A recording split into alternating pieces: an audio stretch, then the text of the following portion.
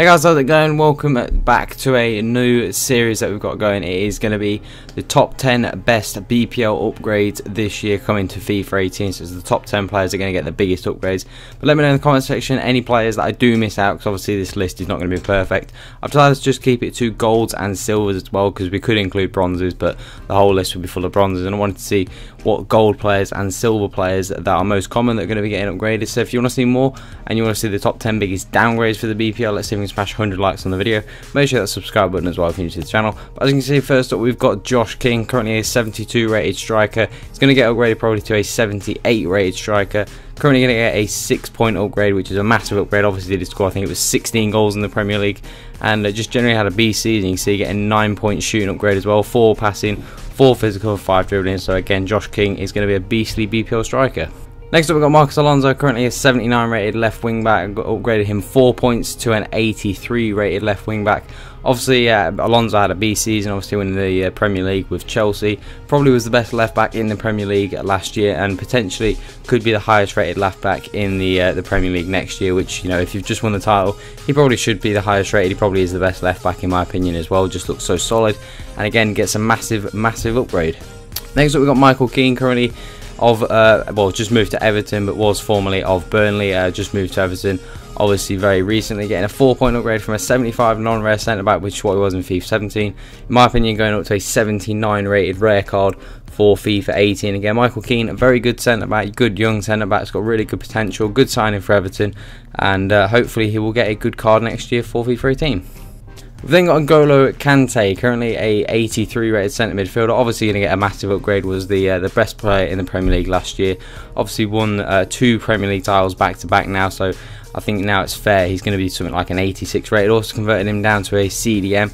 Got a decent upgrade. Obviously got amazing pace, physical, defending, dribbling. Obviously shooting and passing's lacking a little bit, but as a CDM he will be absolutely perfect next year in FIFA 18 and has an amazing card.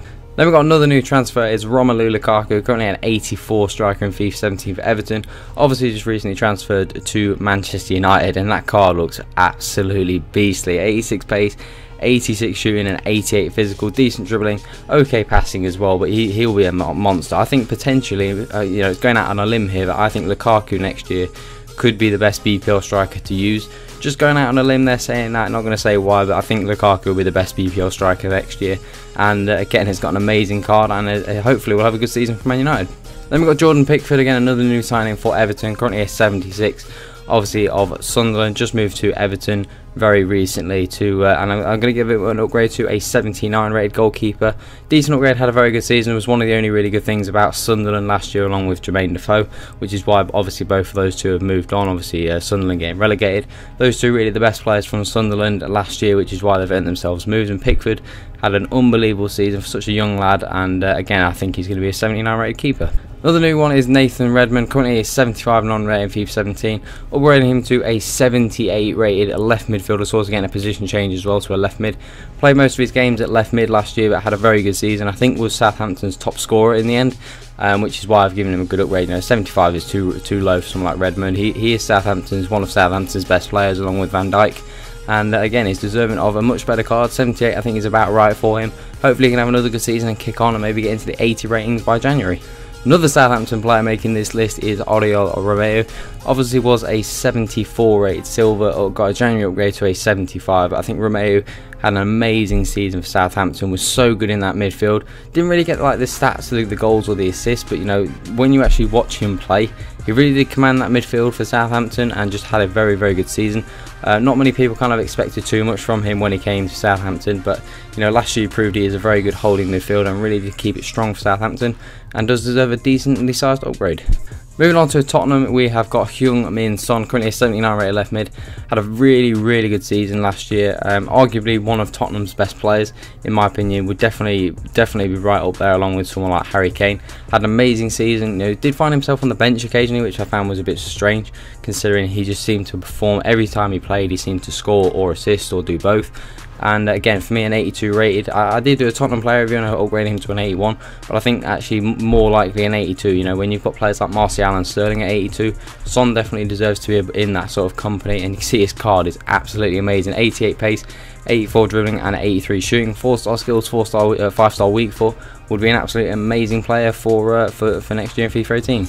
And the last upgrade we've got is Oneyama. However, we do have some other alternatives and other upgrades coming up after this. But Oneyama first.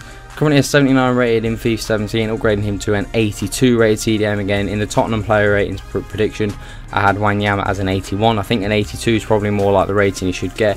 Really did keep it solid for Tottenham in midfield and really defended that back four really well. Was so strong, upgraded him to 90 physical as well. Good defending upgrade and would be a really good player to use at the start of FIFA. You know, wouldn't be worth too much because he's not got the best nationality, but still would be an absolute monster in FIFA 18. And then we've got a couple of other players that potentially I did miss out on or could go in this list. Firstly, we've got Mohamed Salah of my club at Liverpool. Could potentially get over a 3-point upgrade. I think a 2-point upgrade is probably more likely. However, he could get a 3-point upgrade. Had a really good season and is moving to a bigger club, so could potentially get that 3-point upgrade. Then got Leroy Sané as well, currently a 79. Had an amazing season in my opinion last year for Man City. Arguably, other than maybe De Bruyne, was potentially Man City's best player. Just seemed to always perform, always have really good game and always look threatening, so a 3-point upgrade could happen.